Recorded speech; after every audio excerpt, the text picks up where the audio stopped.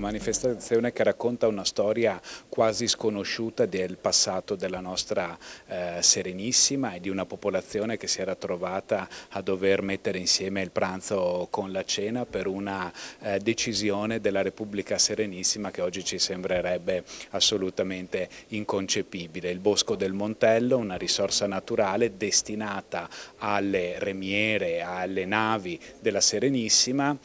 però sottratta, diciamo, ai legittimi proprietari o coloro che comunque avevano la concessione per portarsi a casa la legna che serviva per scaldarsi o per scambiarla per altri beni di utilità. Da qui nasce il Palio dei Bisnenti, una storia che oggi, grazie all'impegno dell'amministrazione comunale e dell'ente Palio, riusciamo a raccontare anche ai più piccolini, coinvolgerli anche in quelle che sono la storia della loro comunità locale e fare aggregazione. Abbiamo anche lavorato con il Palio appunto proprio per incitare questo, per far conoscere il nostro territorio, per fare comunità in primis, ma poi è giusto che la comunità si affacci e faccia vedere quello che è la sua identità e quelle che sono le offerte che abbiamo, in modo che il territorio possa anche offrire tutto quello che ha a disposizione. Palio, festa, comunità, ma anche gastronomia,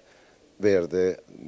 outdoor, insomma il Montello ha una miriade di sfaccettature che è giusto tramite anche queste manifestazioni caratteristiche farle vedere a tutto il mondo. Il Palio dei Bisnenti è questo e come amministrazione comunale l'abbiamo voluto rafforzare e incentivare.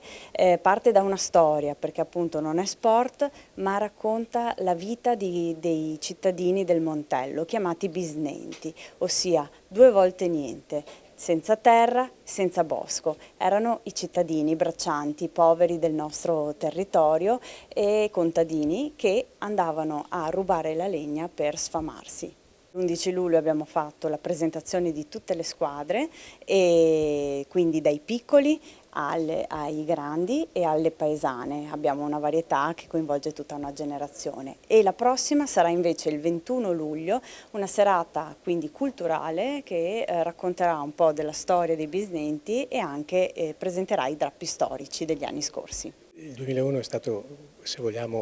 un'annata di prova, ma che in realtà è stata un'escalation di soddisfazioni, di raddoppi, di squadre nuove, di coinvolgimento di ragazzi, di ragazze, quindi è stata una cosa che di tutti questi 24 anni, ogni anno c'era qualcosa di nuovo che contribuiva a farci venire la voglia proprio di continuare, ma anche di ampliare diciamo tutto quello che il Palio aveva da dire. Questa edizione, quella del 2026, la 24esima, in che cosa si caratterizza? Allora, si caratterizza con diciamo, uno spostamento di serate, per dire la presentazione delle squadre l'abbiamo fatta fuori dalla zona anche fisica del Palio e questo ha funzionato tantissimo perché c'era veramente pubblico oltre a tutte le squadre e poi abbiamo spostato l'80% delle premiazioni dai giorni del Palio al lunedì durante la cena del Palio, quindi queste sono le cose un po' più. C'è anche da dire che quest'anno abbiamo avuto un record di iscritti e abbiamo 8 squadre che parteciperanno appunto al Palio 2026.